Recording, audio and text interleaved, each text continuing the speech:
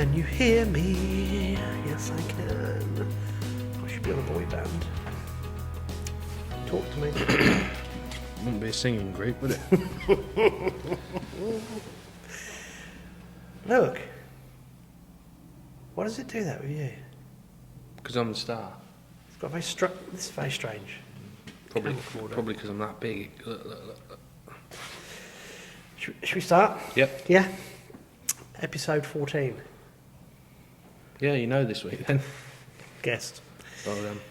Welcome everybody to Tales from the Tackle Shop. No, I've got to start again because this hat, it just feels so wrong. Look. What about it? You always look like that with a hat on. Okay. I don't know.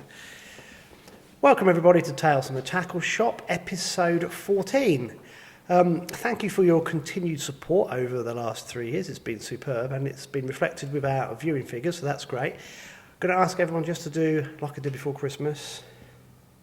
Thumbs up. Yeah, if we get a bit more interaction on the algorithm, it pumps it through even more. So when I asked people to do this before Christmas, it was a great response and it made a difference. So if guys can just remember to like it, or if you don't like it, dislike it, but do something, because any comment or any thumbs up or down is a good thing, because it means we've got a bit of interaction. So just do something. Tell Alex how crap he is at fishing or something like that. That would be quite good. Yeah. Bit of Alex Bates baiting. Oh, be a new sport. Yeah. Yeah, masturbates baiting. This is meant to be clean. It is. Yes. You just ruined it. Yeah. Okay, right. We've got a lot of match results to churn through. We'll do that a bit later on. Are you sure? A lot? How have you got on there? Well, I've just got the usual, really. There's nothing. Well, I've got an extra one. I know. It's a nice one. It's different. Yeah. So we'll get onto that in a bit. We'll talk about Alex's forays this week. Do you know what a fish looks like? Yeah. So you caught one on Sunday then? Well, I had more than one, but Did you? they took the while to come. But yeah, I had some. Not enough. Well, not enough, but yeah. Because you didn't see many on Wednesday, did you? No, I didn't. No. You're right. Yeah. But we'll come back to that later. Yeah, because Derek Skinner didn't drop you in it with me at all. No. What? Oh dear, I do apologise, overtired. Right, so we know the fishing has been hard, hasn't it? It's been incredibly hard. Exceptionally Bar tough. one venue. One venue. Or one little stretch. Well, yeah. There's one stretch that seems to be holding up, but it isn't. It still isn't the same as what it usually is. It's a bit different this year, but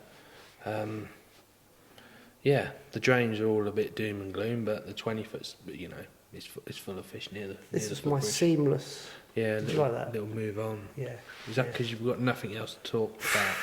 I Do you mean have. you're not going to rant about something? I have got a major rant, but I'm going to save it. Right, yeah, okay. it's not really a rant. I lay there in bed last night thinking, no, I'm not going to mention it Right, okay. because it is a big. It's not a rant. It was just some thoughts, but Right. I shall save it for when we haven't got any tackle and we've got no match results and you're boring me and we've got nothing to talk about. I thought about show and tell today, and I thought, you know, I'm Mr. Negative and the drains are fishing rather negative, and I thought, well, let's talk about the 20-foot because it's the only place where you can feed a mountain of bait and be really aggressive and just be like it normally is. And the connoisseur whips are back in stock, so, you know, I can tell everyone how good they are. They've only been out of stock for about 5 months, so it's not been too bad. Just in time for when the fishing's exceptional, you know. That isn't too bad considering everything else, is it? No. I thought you were going to say 5 years when you said 5. No.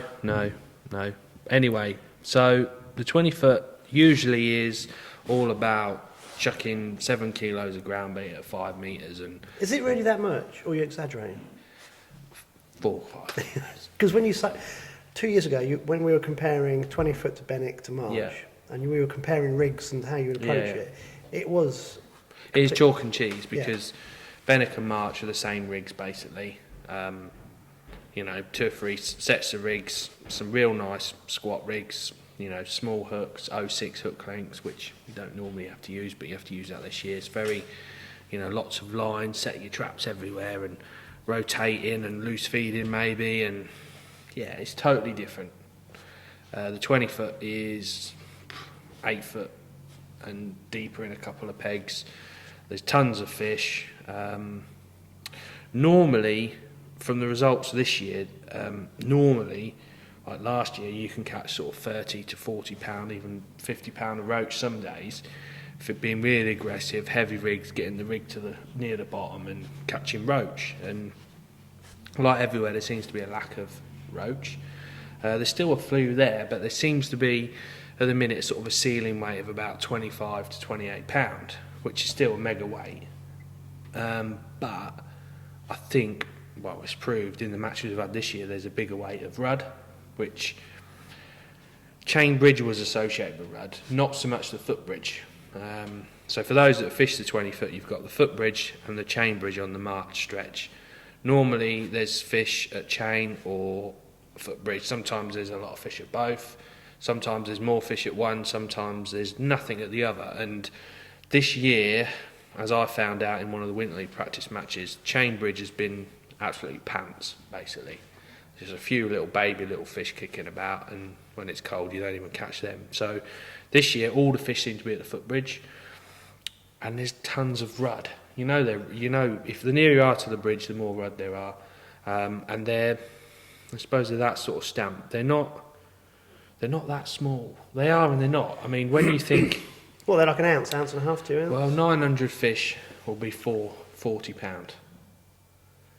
118. Well, I'm just saying, he should be in his element down there, shouldn't he? He'd have 5,000 fish. He needs a matrix fish counter. Yeah, we've got them on eBay. Yeah, but by the time you click, you've missed a bite. You ain't got time to doing all that. Just do John's maths and you'll be fine. So yeah, you're looking for around 900 fish, I reckon, and you'll £40. Yeah, £40. That's what I mean. You can do a bigger weight of rudd than you can of roach at the minute. But saying that, it might all change. But at the minute, the way it stands, rudd are your sort of target species. You can catch on a waggler in a few pegs, not many, because it's a little bit wider than, say, Benwick or March. Not that you fish a waggler really at March. And basically, you're starting off short, fishing sort of 2.5 metre whip, which I just use the connoisseurs. Start short and just keep working your way out. So you need a range of whip rigs set up.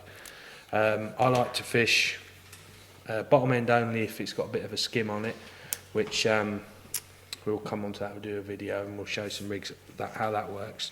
But mostly, if you can get away with it, sort of a 0.3 or a 0.5 Hydra Rapid, which these ones here, they're a nice little, not really fine bristle, they're decent enough bristle because you're going to be fishing a big maggot or double pinky, something like that, and they're a carbon stem, so they fish really quick. Just a little bulk and a little 4 or 5 inch hook length. Hook wise, a lot of people like long shank hooks, so sort of an 18 or a 16. They're quite a big 18, those. You've got the Hydra IM50s or Colmic B2000s. Keep it there for a sec. Like I say, a lot of people do use long shank hook for the speed. The good thing about rudd is you can use the same hook bait for quite a few of them. When you're catching sort of 5, 6 a minute, you need sharp hooks, and little things like that make a big difference at the end. I mean, I use Hayabusa 128s in an 18 for that. They're not particularly a long shank hook, but they're not that short. They just stay sharp. You can strike hard, set the hook. So you normally start at 2.5 metres. Hold on a minute, hold on. I like the way you've got your rig on there. Oh yeah. And what those are they? Yeah. So obviously you're going to have sort of 2 of everything set up. I normally have one with my bottom end only for the wind, and one set with. So you have two 2.5 metre whips. Yeah, sort of each length, 2.5, 3, 3.5. Once you start going to 4 metres, the speed tends to slow down. You've got to make sure you're only going to be fishing that later on in the match as the fish back away from you. But these whips, they're not. I wouldn't say particularly soft, but everyone has their own preference on whips. The reason why they're faster is that they're quicker. It's hard to explain until you actually pick one up and catch a fish. But when you're catching a lot of fish, you want to be getting the fish out of the water quick. You don't want to be a little flick tipping there. Yeah. You know, that second you're wasting each time. It's just But also they're on the flicking strike, around. straight to the hand. They're going to be attracting pike and also scaring them. They're nice and comfortable. Yeah. They're just brilliant whips. I know Hayden Whittle's the master at speed fishing, and he really rates these. So yeah, 2.5, 3, 3.5. Normally, the longer the whip, I'll tend to fish bottom end only because of the amount of line you've got between your float and your tip. Do you treat the line with anything just to get it down? You can. I mean, on my Skinner rigs, I always use Maxima. Maxima's seen as a bit of a old boys line, but it's stood the test of time, and the reason why I use it, it sinks. So I just get my rigs on the winder, just get some line sink. Oh, take the camera out. Oh, GoPro might be crying then. And I just spray the winder with the line sink, and that's enough for the match. And then when you're flicking your rig out, you can sink your line. Yeah. If you're using bottom end only, but for this sort of style of fishing, I tend to use as light a line as you can get away with, obviously with the wind. Yeah. Really. Depends. Normally you're fishing sort of 3.5 foot deep, 3 foot deep. Sometimes you'll catch them shallower. Obviously to catch 1,000 or near to 1,000 fish as you can, you've got to be fishing reasonably shallow, or you're not going to catch them at 9, 10 foot. Well, I was doing the maths. Well, you said 900 for £40. Yeah. So for every £2, that's going to be 45 fish. 32 ounces, £2 is 45 fish. So that's roughly, what, 3/4 of an ounce each? Yeah, they're not that small. They're not that big. No, but as small fish go, I don't think they're that small. They're worth fishing for. Yeah. Do you see what I mean? Yeah. Last year maybe they would have been ½ ounce each, which you wouldn't have been able to compete. But they're a little bit bigger this year, and the difference on that amount of fish is £10. And you've got to smash them out. So so your gear's got to be right. And, yes. You know, you've got to be in tune with it. Everyone has their own styles and preferences. You just got to be efficient and just do the numbers, basically. I suppose you want maggots that are a little bit older then, do you? Yeah. Tougher skinned. Yeah. The other thing is as well, I found with rudd, they're not like roach. You can't just keep chucking loads of pinkies or maggots at them. They'll back away. Me personally, I found just a bit of emp for the noise and an odd little amount of pinkies just to bring them back and sort of have an area where you're going to feed your hemp, catch 2 or 3 in it, then flick it around you, you know, 2 or 3 here, 2 or 3 there, and just so you're not sort of, you're resting your peg as such. Yeah, you're not harassing them. You know, you might want to pick a waggler up halfway through and chuck over, because there'll be better fish on the waggler, but they just, you can't, I don't think you can catch quick enough on it. No. You know, initially you'll go on it and you'll catch a nicer stamp of rudd, you know, like 2-3 ounce. You think, oh, these are alright, I'll do the weight of these. And then after sort of 8 or 9 fish, they're getting small again, and it's just put it back down and go back on this. But like I say, if you're catching 4 or 5 a minute, you might as well stick on it. Don't, you know. Yeah, and also it's good fun, isn't it? Yeah, well, it is. You wouldn't want to go pleasure fishing and do it. No, but is this in a match? It's John Taylor does, by the way. But yeah, you in a match, you know, you're against everyone else, and you want to see what you weigh at the end. But yeah. And these whips look very nice. They are what they say, speed whips. How many have you got in stock at the minute? Quite a few at the minute. Get them in when you can. Yeah. Been nice to have had them 3 months ago, maybe before Christmas when the winter leagues were on, but when there's a few more fish about. But like I say, you know, I use the 2.5, 3s, you know, you can use them for bleak and that small size fish. And then they do a 4.5 and a 5, which are like Benwick or March. If you are fishing a whip, then they're brilliant as well. So would you use wagglers that size with them? On the whip? Yeah. No. I was going to say, they're a bit big, aren't they? Yeah, these are the Drake Wagglers, which have been really popular. They got a cane insert, nice fine tip. Oh, hold on. Wasn't ready. I think we've covered these before. We have, yeah. We've covered these before. They're quite difficult to film, actually. They are, yeah. Because you move them so quick. Yeah. Polly's much better trained. Yeah. I mean, Benwick is... We'll come on to Benwick, but there's a lot of small rudd in certain pegs at Benwick, and you know, you need to catch them. It's very cold this last couple of weeks. They've not really fed. But if we get a little mild spell, they'll feed. and they're going to be proper little weight builders. You know, Yeah. you might be fishing a waggler and catching 300 plus, 350 to 400 rudd, which is going, but on them pegs it's quite achievable. You know, people think that waggler's not particularly fast, but it's exceptionally fast. If you've got it set up right, the right rods, you know, you wind in, fish to hand, unhook, flick your bail arm, flicking it out in one motion. It's like fishing a whip. Exactly, and there are some very specific rods for doing it. There is, yeah. These little Velcro bands, some people say, oh, I just use an Aggie band, but by the time you go and find it in your bag, it's gone. Whereas these bright green things, you're not going to lose them in the grass, even though they're green. I just wind my rig up, wrap it round, chuck it in a little kit case, and we're away. Not very often I use a whip, but... Is that attached to the... Yeah, it's attached up there, yeah. So I can just unwind it, flick it out, and it's done. I can't even feel you. Oh, there it is. Yeah. I like that. Yeah. Yeah, and you've got a special whip case. Yeah. Just have them all in there. Can just pick and choose what I want, depending. And the other things with that, you know, you could be fishing somewhere and all of a sudden it's really good and you've got something in your bag and it's set up, ready. Yeah. You just think, oh, that would be so much better. Pick it out, flick it out, and away you go. So that's it really. 20 foot's the only venue it's pretty different.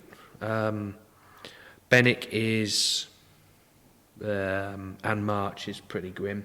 You've got to draw, like anywhere in the winter, whether you're on a commercial, natural venue, you've got to be in the right areas. As we've seen from the results this week and you know, the Christmas matches and different bits and bobs. So it's we need this cold weather to... Too late, mate.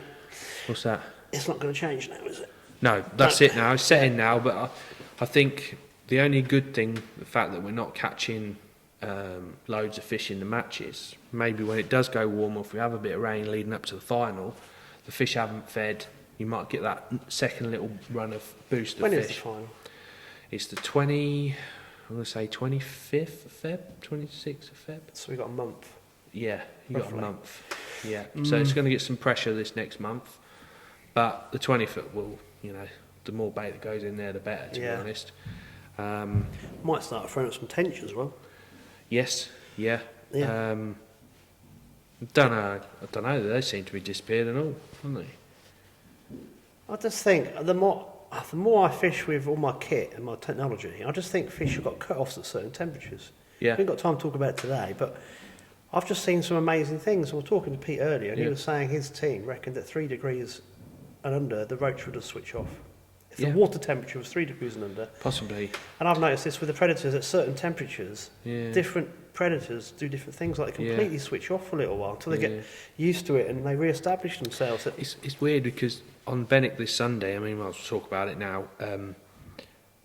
When I fished between Christmas and New Year on the Sunday, or the day after New Year, so 2nd of January, we had a real warm week, and the second was like 10 degrees. You know, you sat there in bin brace and the t-shirt setting up, and that day there was hardly anyone caught a roach. Like literally everyone caught 1 or 2 roach. It's like, where's all the roach gone? It was all rudd and perch. Yet yesterday it was all roach. Hardly any rudd were caught, even on, you know, on the epicenter pegs where they live, where there's millions and millions of them. They only caught a handful. So it just goes to show different conditions, different fish will feed. It does. I didn't think it was actually could happen, but I'm absolutely convinced now. I've physically seen it in my own eyes. At certain water temperatures, I've got a pattern in my head now, and I'm actually, as I'm applying that to my fishing, I'm catching really well in really difficult conditions because I know what to target. Yeah. And I'm thinking, well, that's no point going for those. Might as well go for that. And it has made a massive difference. I mean, oh, excuse me. I haven't showed you this. So last week I was out and it was absolutely bitter, but I did catch. You're not even paying attention, are you? I am. I did catch that one. All right. So I had a very large perch, a smidge under 50 centimetres. I may put a picture up here if I can. I don't know why you don't. I think I might do. That was literally 49.8 centimetres. I could have made it look 50 on the measure, but I would know. Yeah. So I thought, there's no point. You're only cheating Don't yourself. cheat yourself. So it was literally just a smidge under, and it was incredibly long, but it only weighed £4.5. I mean, that's a big perch. It is big. If it had been fuller, it had been way over 5. Yeah. But it just shows that you can. Another few weeks, it will be 5, will it? Or do they? I know very little about perch. Honestly, I'm learning all the time, and they're fascinating me, really. But yeah, it's just, I don't know. I honestly don't know. I would imagine they'll be packing it. They've got to be the same as pike and zander. They're going to pack it on for energy to produce eggs. Yeah. Are the bigger ones all females, like pike? Who knows? Who knows? I presume so, but I don't know. Somebody out there will know. And the thing that I'm learning is with certain water temperatures and what's happening on certain venues, it's just easier to go for one species, isn't it? So interesting stuff. And so I think the trick is, like a match angler, like me being a predator angler, there's no point me going for, say, fishing for pike on a certain, if I know they're off for a week or two, switch to a different species, like I did then, and then come back to them. And like as a match angler, you need to know what you got a chance of catching more of. I always think if you get some nice mild conditions, the fish that will feed are rudd. Then pommies like the warmer weather and skimmers. You know, there's areas at March where they're not catching a great deal of fish, but what they're catching is just catching an odd big skimmer, and they're foul. So you know the skimmers are there, they're just not feeding. Do you think the skimmers like dirtier water? I think the skimmers like to feed when you've had a bit of flow, like from what I've seen on March. You have a bit of flow, it's got some colour, and the colour's just going out of it, and the pace just slows down. Do you know what I was about to say? That bottle green colour you get. Yeah. So do you think the roach actually like it when it's a little bit clearer, dropping out again afterwards, after some water? You never know. You go sometimes with me going and catch nothing there, and it's absolutely solid. But we used to go chub fishing. A bit like Wednesday, I thought I had absolutely perfect, but they had caught nothing. But we'll get onto that. Yeah. I used to go chub fishing in the winter if everything was frozen solid. Yeah. It doesn't happen now, so No. I don't go chub fishing. But we used to try and go as all the snow melt was sort of either just as everything was frozen before all that horrible snow melt came through, or afterwards as the brown colour was dropping out, and we say it'd go a kind of bottle green colour. Yeah. Because the chub would really be on the feed then. Yeah. But, that bread colour. It's like matching. Oh, that's a nice bread colour, and it looks bread colour. Yeah. People must think, what are you on about, mate? You notice things, don't you? Yeah. And I think it's related to the water quality, and also that it must be the temperature as well. Benwick's black. It's literally like that, but clear. Yeah. It's weird. It's almost like the weed's dying. Stagnant. Yeah, it is. Yeah, it is. It needs. Yeah. It needs. The thing is, I don't think it's ever going to get flushed through. It's just a dead arm now, Benwick, and I don't know. It's still full of weed. There is areas, you know. I mean, the key thing for anglers fishing Benwick is plumbing up. Yeah. This year, it's you know, if you can find an area, as long as you can, not too far over, but like 11 or 13 metres, that line, you've got to find 2 areas that are nice and clean and hard bottom. You know, I just get my choppy rig and the biggest plummet I've got, and you can feel it. It's like no different to what carp anglers do, and you're just going around like that. Oh, that's weed, and it also goes, oh, Yeah. that feels better. And you find that little run in your peg, and that's, you know, And then you can present properly. you can present it. You can fish near the bottom. Yeah. I think before Christmas, when the weed was perhaps still alive and you could fish above the weed and that, whereas now I think that weed's dying and the fish don't want to be in it almost. No, there's like a layer, isn't there, of gunk? Yeah. Like a couple of centimetres a layer of gunk. I know, I haven't done much, but if I do a little bit of BFS fishing, I say I haven't done much at all this winter. If it's thick weed, you can bounce your baits through them and use different rigs, which are really good, and you want the weed. But when it's dead, it just clings. Yeah. And you just got this snot on you. Yeah. It's like, I can't even get through it. It's disgusting. But it must be all related to the lack of rainwater that we've had that just hasn't flushed anything out. Right, I'll tell you what we'll do. Before we get on to the match results in Benwick and other things, because that was quite nice doing the 20-foot section, I want to read something out because, I mean, you know I'm quite keen to praise people who do a lot for angling. And we're very match angling biased, aren't we? Because obviously there's a lot going on in locally match angling. But I just wanted to read this out. So lure fishing is really it's one of the most popular aspects of the sport at the minute, isn't it? And lure competition fishing is getting quite popular as well. And for guys that don't know, this is quite different. So when I was talking about that perch being a certain length, the last 2 or 3 years, as I've got into doing these competitions, we measure lengths, not weigh fish. Because it solves cheating. Everything, it's easy. And you're normally given a card for the day that's unique for that day. So you say you catch a perch, you lay it on the measure, put your card on it, you have to lay it a certain way. So everyone photographs them, if I was describing the measure, so it would be on its right flank, face up, everything facing left, if that makes sense.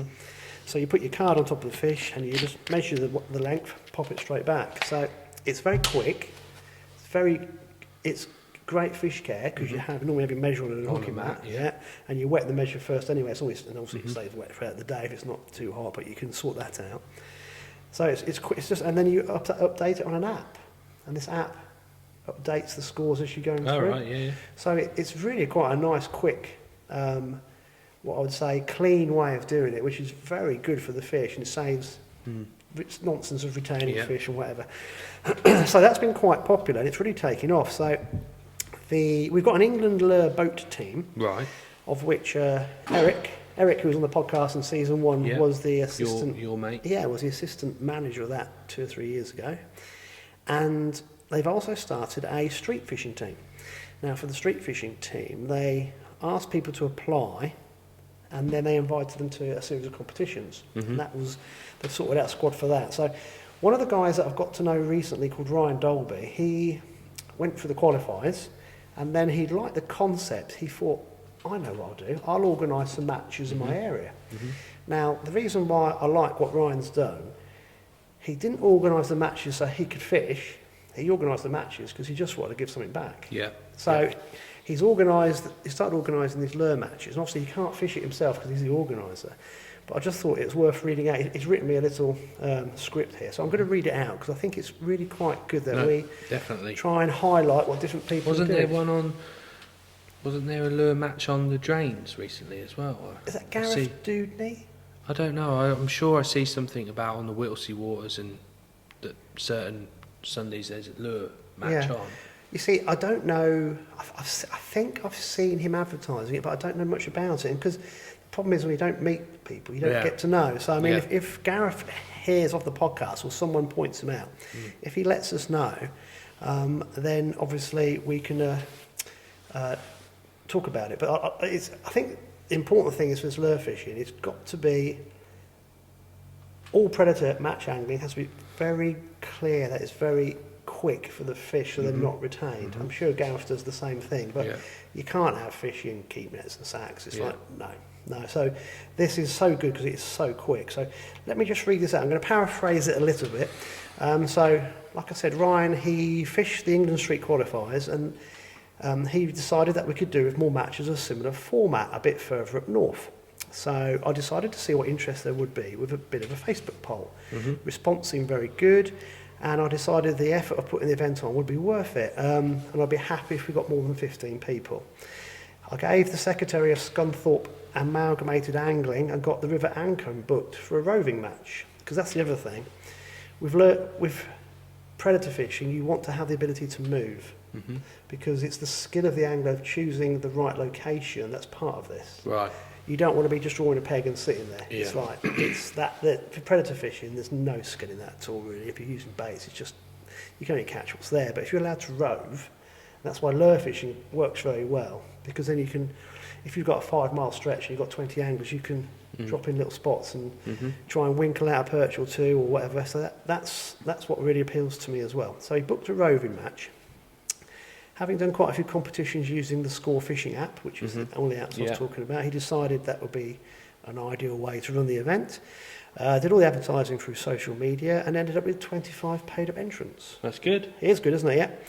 Yeah. Ticket sales were going in the background. I decided to reach out to see if I can get some sponsorship. So we got in contact with Flambeau, and they gave him some waste bags. And he got in touch with Predator Tackle, and they gave him vouchers and mugs. So he got his. So that was quite good as well. The reason I'm saying this, if guys want to organise their own events in any aspect of the sport, this is the things that you need to think about. Book up the water, get sponsors involved. It's hard work, but if you reach out to people, they will help. When it came to the morning of the event, only 23 anglers turned up. 2 had work commitments, and it was going to be a tough day with the river dropping to its lower level of the year during the week, and a cold frost. That does drop as well, the old Ancholme. Yes. Proper drops. Have you fished it a bit? I've fished it once, but I know a few anglers that fish it quite regularly, yeah. A lot of people did struggle, but certain anglers had some great catches from areas where not a lot of people, from areas that were not on a lot of people's hot list. I spent the day riding about the bike, chatting with the anglers, speaking to the locals about the event and getting much needed exercise. Dave came down from Predator Tackle and we had a social for an hour in the afternoon before setting up for the presentation. All in all, it was a great event and it was nice to give something back to the angling community. This was a non-profit event and there was a lot of work that goes in the background to make it run smoothly. So, Ryan, brilliant. So, I'll put some pictures as I was talking of some of the competitors and I'll put the results up as well. But I think that's really, really good. What length won it then? I'm going to have to admit, I don't know the concept of how many perch and pike it was. 358 centimetres won it. 3 metres and 8 centimetres. 58, so that'll be a combination of pike and perch. 181 was second. So Paul Danby was first with 358. Ron Lamb was second with 181, and Gintz Gabuzovs was third with 154, and Gabrielle Goligan was fourth with 145. So, I mean, there's some clonking perch caught there. I'll stick these pictures up. Yeah. So I will get the concept from Ryan. I should imagine it was probably 2 pike, 3 perch or something. There'll be like a limit. So Ryan, that was superb. Well done organising that. I think some people think, oh yeah, I'll go and organise something, but you've got to think about what's required behind the scenes. I mean, people like Jeff who have done it a lot, it's now, he's got it off pat, hasn't he? Every sort of Thursday, Fridays on Facebook. The first one is the hardest one. Yeah. And then after that, you can relax a little. Yeah. But it's very difficult to take part when you're organising, isn't it? It is very difficult. Yeah. So that was good. Right, so I just wanted to get that in there. So hopefully a few of the lower anglers will watch this, and if Ryan organises one in the future, which I'm sure he will, or if guys fancy organising one in their area, I'm sure Ryan wouldn't mind giving people some tips. So what I'll do, I'll contact him. Boston drain, surely that would be a good one for that sort of thing, wouldn't it? Which Boston drain? Well, there's millions of them, isn't there? Yeah. I think it's... I'm sure I've seen a competition on, I don't know, on BT Sport, wherever, in France. They have these street competitions. Oh, they do, yeah. And there's like thousands of people that just go everywhere. There's like no limits. You can just go where you want. In Rotterdam, they have a massive one, and that was superb. They do, and it's like street fishing. So they're these little, and that's where they're trying to catch. You'd think something like that would probably work in Boston, wouldn't it? Yeah. You know, yeah. You got all of the Bargut drain, and Obol, and start at 7 or whatever, and I suppose it's policing it and stewarding it. But with that app, and it's quite straightforward. Yeah, it's really straightforward. And there's also the things you could pair people up with people they didn't know, so that would be a good way of doing it. Yeah. They go around as a pair, as a team events that help each other out, and photographing the fish. So if you're on concrete, obviously with the unhooking mat, it's easier if you've got someone helping you. Yeah, that concept's very good for that style of fishing, but I can't see it taken off in match fishing. What, roving? Well, with your whip, taking a picture after every fish, and John Taylor would have some problems, wouldn't he? God, the phone would freeze, wouldn't it? Yeah. No, I think it's horses for courses, and that concept works for that style of fishing, and I like it because the fish it's minimal. It really is. It's like when we do it on the boats on these big comps, your partner has to stop, land the fish for you.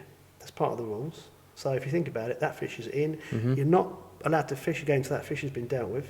So it's in, unhooked, straight on. Because what you do, you get your measure and your unhooking mat sorted in the boat beforehand, so everything's quick. Yeah.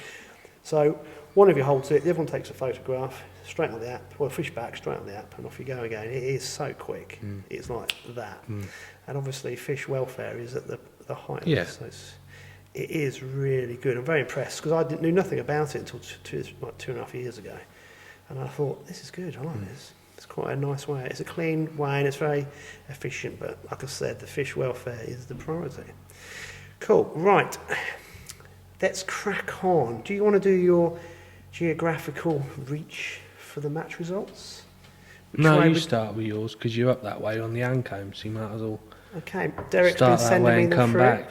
Get out of the way. Oh, you want me to... Well, there was a match on the Wednesday, wasn't there? There was, yeah. Yeah. I'm being a bit unprofessional here. Let me just find him. Professional. Unprofessional. I didn't write it down, did I? What I will say is I went fishing on Wednesday. Did you? Yeah. I got up. Can you see Derek sent me a few messages? This is Yeah. about you actually fishing. Yeah. He says, don't mention it. I said, I Yeah. will. Yeah. This was I'm in an hour. I'm going to the Wing Fleet, mate. Wednesday, January the 19th, I believe. Is that what the date was? Yes. Yeah. So I'll just say it was last week. I've put it out and blanked it. Gone. So I've been looking everywhere for a decent match on a Wednesday, and the Wayne Fleet, you know, it's similar from what was told. It's similar sort of fishing to around here. Making excuses already. Bits and bobs like that, and seems a decent venue. So I booked in. Took me about an hour and 40 minutes to get there. And Did you avoid? obviously, I used to work in. Did you avoid Boston. the Little Holland? Yeah, Yeah. I did go that way You as didn't well. try and jump it. No, I went the normal way. No, I did go that way. I thought, I'll just see. Back down memory lane. So as soon as you got to Hull Beach, the roads are absolutely awful, and the mud is ridiculous. Yep. By the time I'd got to Wainfleet, I'd used all my water, and luckily I had a big bottle of water in my thing, filled that up. I thought I'd never get home if not. You won't really see anything. And it's all 40 mile an hour, 50 mile an hour. I think it's only about 47 miles from March, but it took me that long to get there because the roads are so Well, you're glad slow. you went. I am glad I went, to be honest. Will you be going back? I think I will, yeah. I've told him you'll be going back. Yeah, I will, yeah. Got there and sort of, I've driven over it a few times and got there and I thought, well, this is coloured. I've never seen colour like Bob this. on. This looks mint, do you know what I mean? There's a few platforms where we'd done the draw and I thought, looks alright. And everyone says, oh, they've dredged it out, it's deeper than it was. And anyway, I drew peg 8, which was an M peg. And I was like, you draw some good pegs. well, there. yeah. That's what I'm saying. This week I've drawn 2 M pegs this week, and none of them have been any bloody good. And you want them when the weather's warmer, do you know what I mean? But I've set up, got a rig out, you know how deep it is.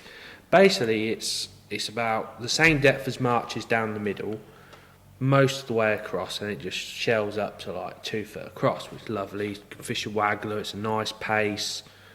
Park behind your peg, not as much mud actually on the bank as March or Benwick. And I thought, I really fancy this today. And you're all sort of keen, you're ready. Time, put a ball of bread in and fed my lines, done all this. And I drew next to Pete Harker, who, when I worked at Westwood, he used to come in every week. And Nathan Watson was the other side of him. So if Nathan's near you, know you can have a laugh. Of course, he was ribbing me, oh, you've come here, draw an M-peg, woo. Anyway, after about 20 minutes, everyone's going, you had a bite yet? No. Anyway, for about, I suppose, 2.5 hours, I sat there and trying. I've fed tight over, and there wasn't much pace. But everything just looked dead right. I was like, why am I not catching? There must be some fish here. So a few lads started walking about, and no, not a lot being caught. So I went for a walk and walked up in the 20s, and they were catching. Not mega quick, but decent stamp fish. And I thought, because there was like a gap, there was like a group of, I think there's 5 or 6 of us, then a gap, then another group, then a gap.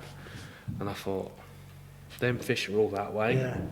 The fish have just moved that way, and I thought,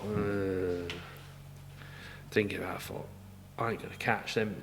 The first person will catch will be the guy at the other end in our section. He'll catch first, and then I'll be the last one to catch. And I thought, I'm never going to compete anyway. So went down, sat down, fed my lines again as if I was starting my match.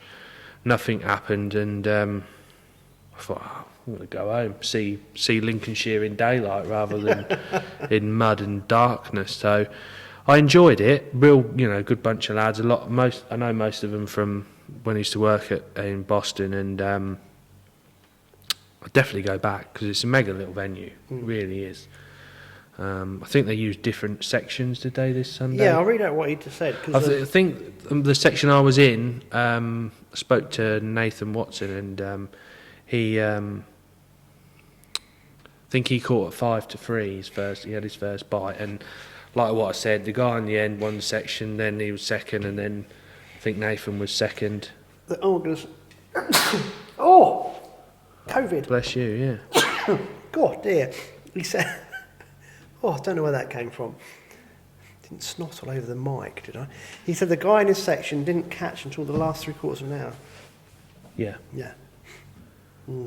Yeah, and the guy on my left blanked. Right, let me read these out. So you blanked, didn't you? As Nathan Watson said, he's only got 85 years of experience on this venue and he's still blanked. You can't catch them if they're not there, can you? So this was Wednesday's results. First was Stevie Richardson with £10. Yep. Second was Dave Dean with £6.3. Derek himself was third with £4.4. Fourth, there's joint fourths. No, sorry. Third was Derek Skinner with £4.4. Fourth was Alan Slater with £4. There's a lot of fours there, and that confused me. Fifth was Steve Nurse with £3.9, and sixth was Alec Rawlings with £3.1. Yeah. And he said they split it into 3 sections because they knew it would be a bit like that. Yeah, so that was great.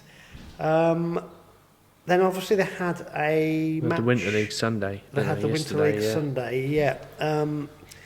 And I'm going to read this in reverse because he said after Wednesday's disaster on the low numbers, which is where you were, we cleared and dug out 8 more pegs above the normal match length and used pegs 19 to 39. This proved to be a good decision as all anglers had something to bring to the scales, which is a good idea, isn't it? Top weights were made of mainly perch with a few decent specimens being netted. Before I read out the results for Sunday, just finally, the next match, it's going to be Wednesday. I don't know why I read that out because it's too late because the podcast will be out. Yeah, the podcast will be out. Basically, every Wednesday and Sunday, if you want to fish, just get in contact with Derek and he will sort it out. Okay, so the results for Sunday were, first was Dave Ashmore with £10, 1.5 ounce. £10, 1.5. I like that half. I love it. Second was Mark Cook with 9.4. Third, equal, was Steve Miles and Dave Dean with £7.4. Fifth was Nathan Watson with 6.6, and sixth was Don Green with 4.4. Now the series leaders after 4 rounds, which the worst result is dropped, are as follows. Don Green has 6 points. Good old Dom. Mick Stamp has 7 points, and Dave Dean has 7 points. Kev Wilson 9 points, Nathan Watson 9 points, and Nigel Butler has 10. So that's a lovely little series that's going on there, and it's fishing well, but like everywhere, it's patchy in places, isn't it? Which is going to be. But Derek, well done for organising those. Keep sending the results in. We'll keep reading them out, and all the other anglers, well done for taking part. Yeah. Alex, 1 minute. Let me go and blow my nose. What? Something's happened. We're back in a sec. Something's happened. Time out.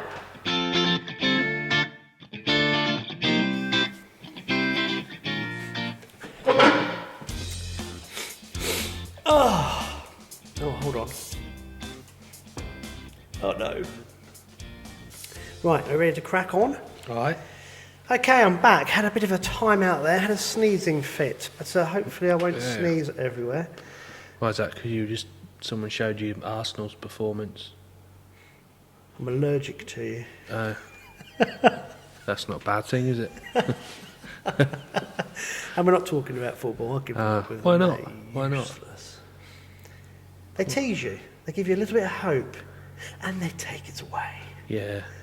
A little bit of hope. It's like Newcastle. Yeah, but Newcastle have had no hope for ever, and now we've got some money.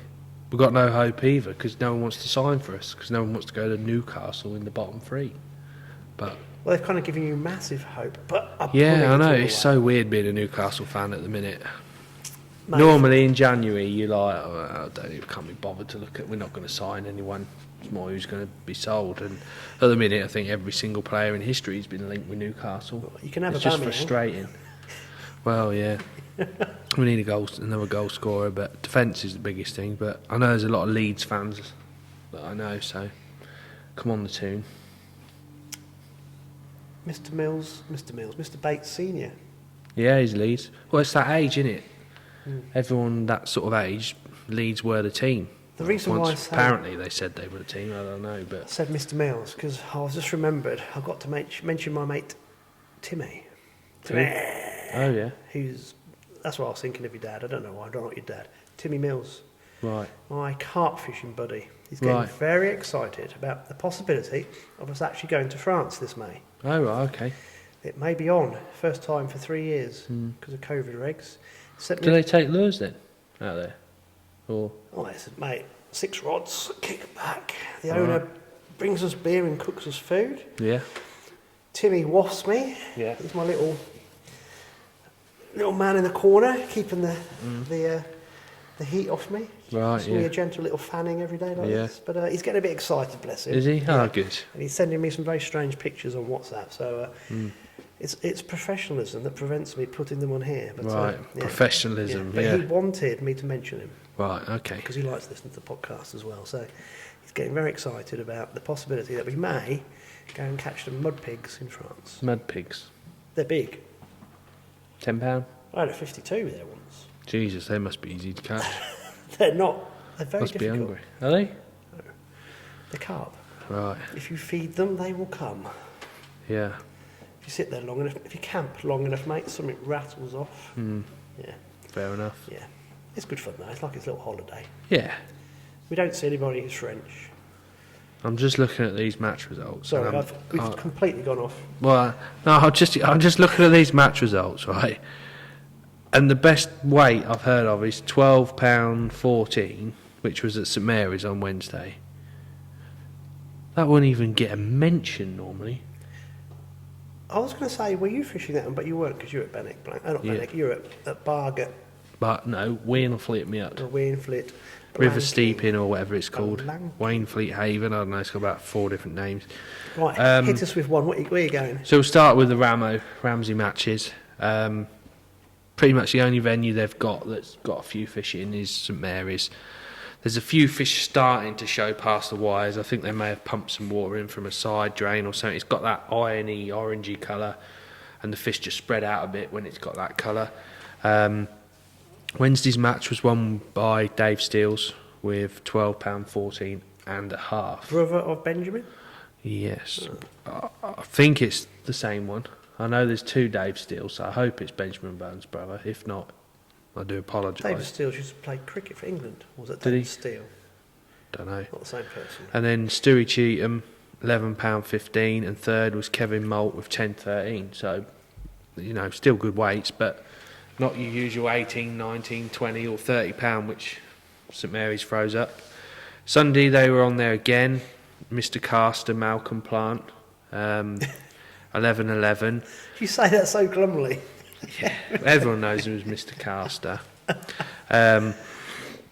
Excuse me. Dave Norville was runner-up with 10-13, and Raveley Dave Rawlins 10-5, and then Big Fish Kilby, Paul Kilby, £9.4. So decent weights considering. Good to see the fish spreading out. I think there's about 15 of them. So, and everyone caught fish. Normally it's been pegs 1 to 10 and then. Well, that's all right, isn't it? Yeah. So that was Ramo matches. Is that Keith organising them? Yeah, Colgate Keith. So shall we explain why we call him Colgate Keith? Is there another little story? Well, people keep asking me in the shop when they come in. So, okay. Keith, don't show us your teeth. Mr Raymond, who's again a bit like Jeff, does a lot for the Ramsey Club. Yeah, he does, Organises it all. He's just the go-to man when it comes to Ramsey Angling Club. Basically, he's got false teeth. I don't know if anyone's ever seen Keith Lemon, Celebrity Juice. They play a game called Keith, don't show your teeth. Right. So, basically, I was weighing in one of the Wednesday matches, and Keith forgot his teeth. So I went, keep, don't chase your tooth. And it's just stuck forever. So that's why we call him keep, don't chase your tooth. And then his mate, bless him, Harry, he's no longer with us. He said, did you know he's actually sponsored by Colgate? That's why his hair's that colour. Because Keith's got bright white hair. And so that's what we always say, and everyone knows him. But yeah, that's his nickname, Colgate Keith. Or keep, don't chase your tooth. Oh, that is so funny. So everyone knows now. So yeah, I thought I'd just let everyone into that one, so they don't think what on earth are they on about, which they probably still do anyway. And then we'll see Saturday series, pegs 1 to 17, which hasn't been the best end, but with it being cold, you expect the fish to start moving there. Saturday, well, in this area was extremely. All week it's been frozen, thawed out, frozen, thawed out, frozen, thawed out. It's been really weird this week, and you can see why the venues have fished so hard. Not just natural venues, commercials as well. The fish have just gone in the usual winter spots.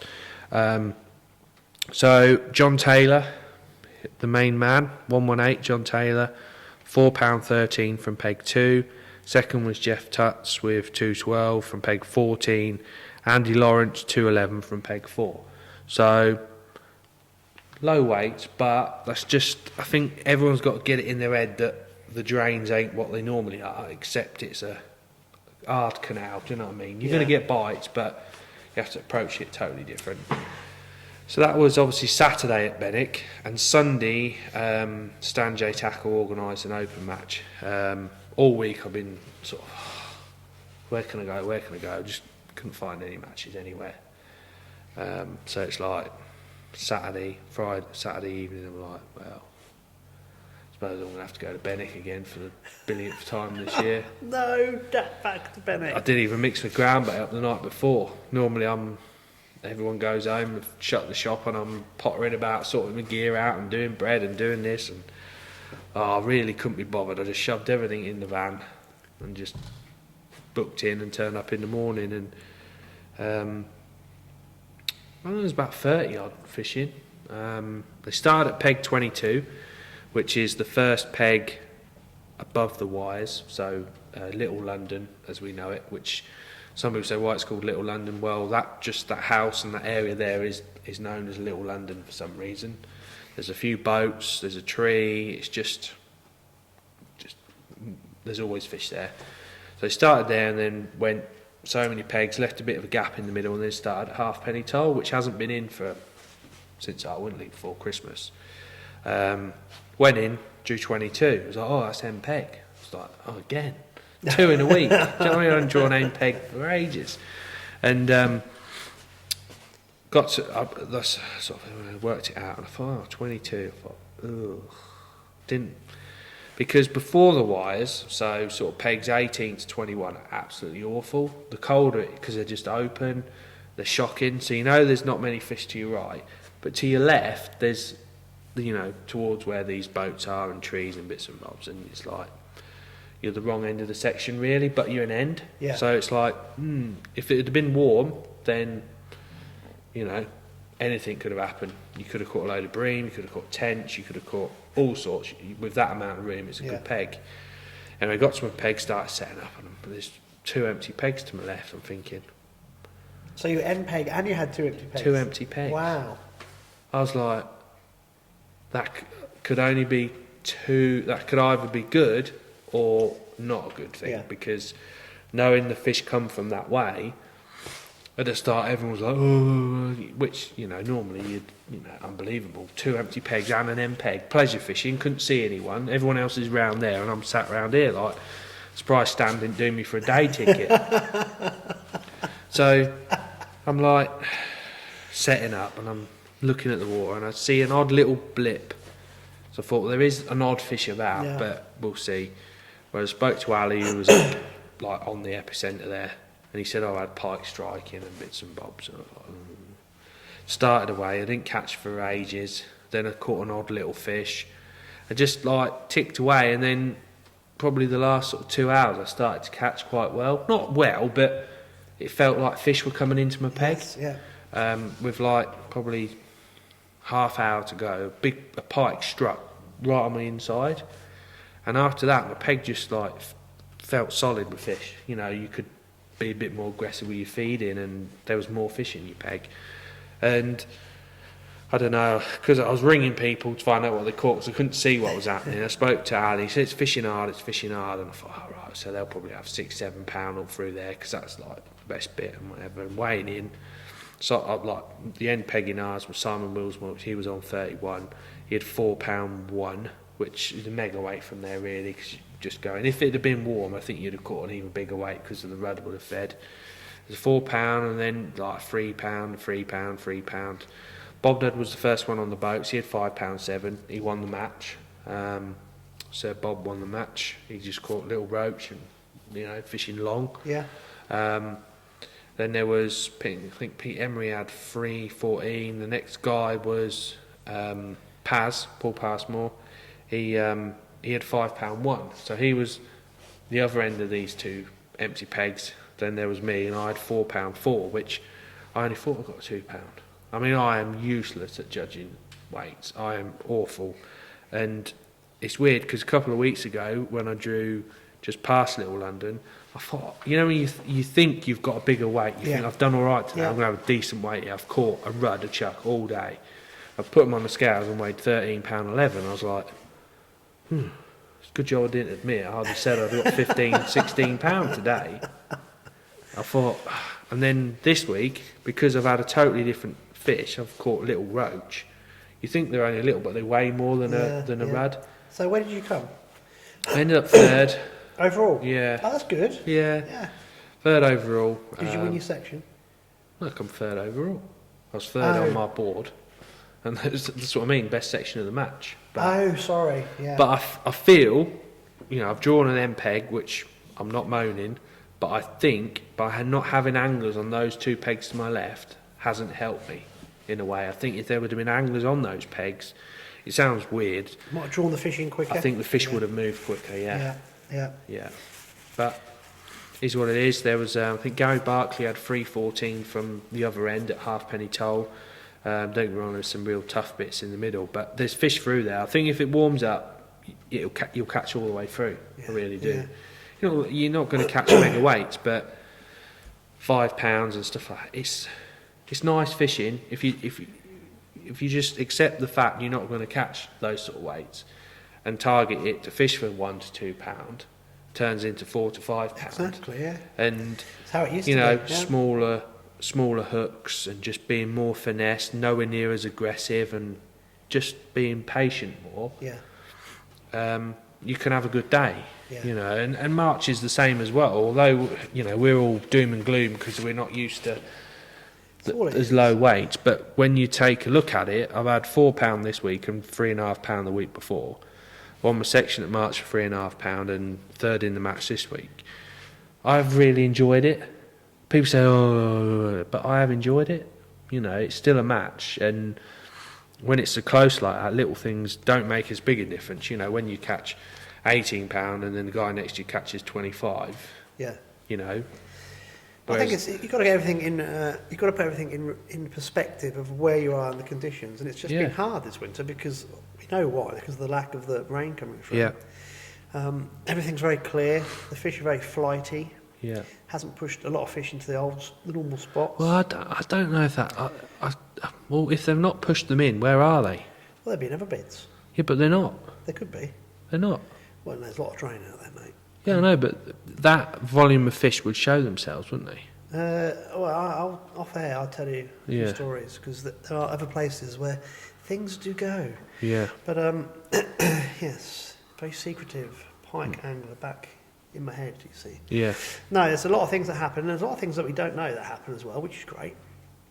And next year, I'd imagine it will come back with a vengeance with a bit of floodwater. Yeah. The whole system will. But I'm a bit worried that we're going to... Well, not worried, because the fish must be used to it in the drains, but we do need to get that stagnancy out before the summer kicks in. The drains are very low. It's almost as if that last year they got caught out with the amount of water we had. The drains couldn't cope with it, and it's almost as if they've took another 8 inches of water out of all the drains. We could do a very wet spring so we don't get deoxygenated water in the summer. Yeah. Because that will be a disaster. Because that could quite easily happen, couldn't it? Mm-hmm. Can you imagine if we have a dry spring and then we have a dry summer Yeah. and it gets deoxygenated? There'll be huge fish kills because there's no water to push the toxins out. Mm. But let's not worry about that because it may not happen. Hopefully it won't happen. No. But, so anyway, you've got the right attitude. This is match fishing back in the day. These results would have been amazing. Well, yeah. And like you said, it's because you guys have been spoilt with fantastic fishing locally for quite some time that things are very, like you said, if you go and fish canals, £2 wins it, doesn't it? And Yeah. it's tough fishing, and It's not winter fishing, I think the other thing you've got to remember is, it's not a bad thing to make it. And it also, I think when it's like this, the better anglers come to the fore more often because, like you said, it's the mindset, the preparation. Look at the whips that you've got and the way you prepare. So the top anglers, they'll get all the small percentages stacked in their favour. So when they draw on pegs that hold fish, they can maximise it. Because, like last Wednesday, I'll take the mick out of you, but you can't catch what's not there. No. No, and that's the way it is. So, yeah, it's all good stuff. Right, so... Is a Hey Jack? Yeah, Monk Jack League this week. Yeah. Same venues, Benwick and March, so could be another. The weather forecast thing. It's going warm Saturday though, I think. Is it? Yeah. 12 degrees. Whether that's true or not, I don't know. But it's been an exceptionally mild winter. well, it has, and then it goes from one extreme to the other. But it hasn't been wet. We normally get wind and rain. We haven't had no wind. I know. It's oh, we need wind. We need rain. Wind? What do you want wind for? It's weird. It's just everything's just. We haven't had many severe weather fronts come through and bring rain, have we? No, it's been quite settled. It'd be interesting to find out what the oxygen levels are like in the drains compared to other winters, wouldn't it? I think that small differences. Oxygen makes a big difference in commercials. It must make a difference on natural venues as well. All these little things added together probably make a big difference. Yeah. They do, don't they? Yeah. And that, excuse me, and that's the wonderful thing about our sport. Yeah. Is that you can have all these theories and all probably a load of rubbish. Completely nonsense. We're very good at making excuses for being crap. I think that's what the answer is. Yeah. Oh, good. So good luck on Sunday, everybody, on the Hey Jack and the other matches that are going on midweek and wherever. Anybody wants any advice about how to organise matches, whether it be maggot drowning or lure fishing or anything, get in touch with us, and if we can't give you the answers you need, we can direct you to somebody who can help. So that would be good, I think. The tackle shop's looking incredibly well stocked. Yeah. You've got a lot of stock in at the minute. You've done really well because of the shortage that Martin Green explained. So if you need anything, just get in touch with Alex. And the fishery's fishing really well as well, isn't it, here? This weekend was hard. First time it's been rock hard. Yeah.